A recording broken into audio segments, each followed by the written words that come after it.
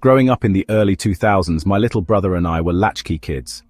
Both our parents worked late, so after school we'd park ourselves in front of the TV with snacks and cartoons. We had an old box TV in the den, one of those with dials that clicked loudly as you turned them. One day when I was about 12 and my brother was 8, we were flipping through channels when we landed on static. Channel 3. I was about to skip it, but my brother grabbed my arm and whispered, "Listen." Under the crackle, we could hear faint voices. At first it just sounded like garbled nonsense, but then we both heard it. "Don't turn it off." We stared at each other. He laughed nervously. "Weird," he said. But I wasn't laughing. Every day for the next week, the static was there. And the voice got louder, clearer. It started calling my brother's name, first in whispers, then in a flat, monotone voice. "Kyle. Come closer." I told my parents, but they thought we were making it up. My dad even unplugged the TV. The next day, the TV was back on, Channel 3. No one admitted to plugging it back in. One night, I woke to find Kyle missing. I checked the den. The TV was on, Channel 3.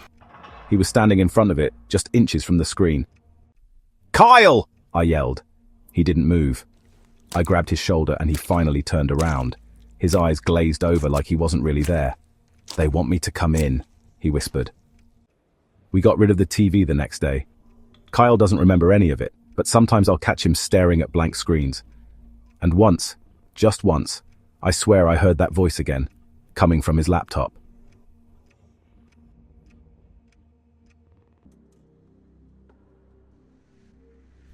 When I was 16, my family moved into an old farmhouse in upstate New York.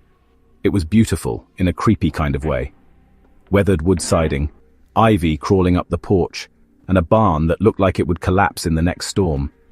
But the strangest thing about the house was a door at the end of the upstairs hallway. It was locked, no key. My parents assumed it was an old closet and ignored it. But I couldn't. Every night as I passed it to go to my room, I felt something behind that door. A presence, and sometimes I swear I heard breathing. I told my dad, but he laughed it off, said the house had character. One night I was alone. My parents were out, and I stayed up late playing games. Around midnight, I heard a thud upstairs, then another, then a scraping sound, like nails dragging across wood. I turned off the TV and listened. Silence. I crept upstairs. The hallway was cold, that kind of cold that seeps into your bones. The locked door was slightly open. I swear on my life it had been shut for weeks. I walked up slowly and nudged it open. The room inside was pitch black. I clicked on the hallway light and saw nothing, just a dusty, empty space. No windows, no furniture, just a small wooden chair in the corner facing the wall. I closed the door and pushed a bookshelf in front of it. That night, I dreamed of the room. In the dream, I was sitting in the chair, facing the wall, unable to move. I heard whispers behind me but couldn't turn around. After that, the activity escalated. My things would go missing. I'd hear footsteps behind me. Lights would flicker. I never touched that door again. Years later, after we moved out, my mum told me the realtor had said a child went missing in that house in the 50s. Vanished without a trace. The only clue? A chair found in a locked room.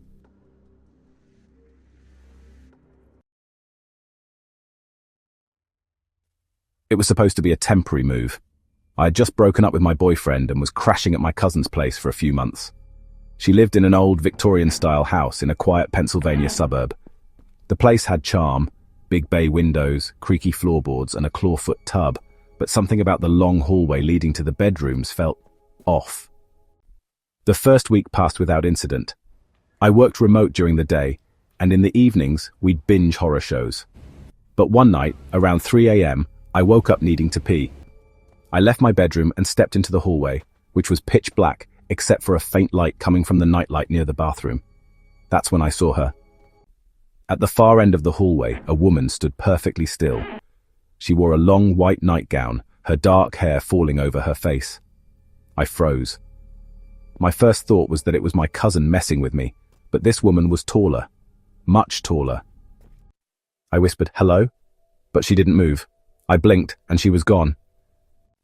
I rushed into the bathroom, heart pounding. After composing myself, I crept back to my room, glancing down the hall. Nothing. I convinced myself it was a dream. The next morning, I casually brought it up over coffee. My cousin stopped mid-sip. "You've seen her too?" she asked. "She doesn't like people in her house."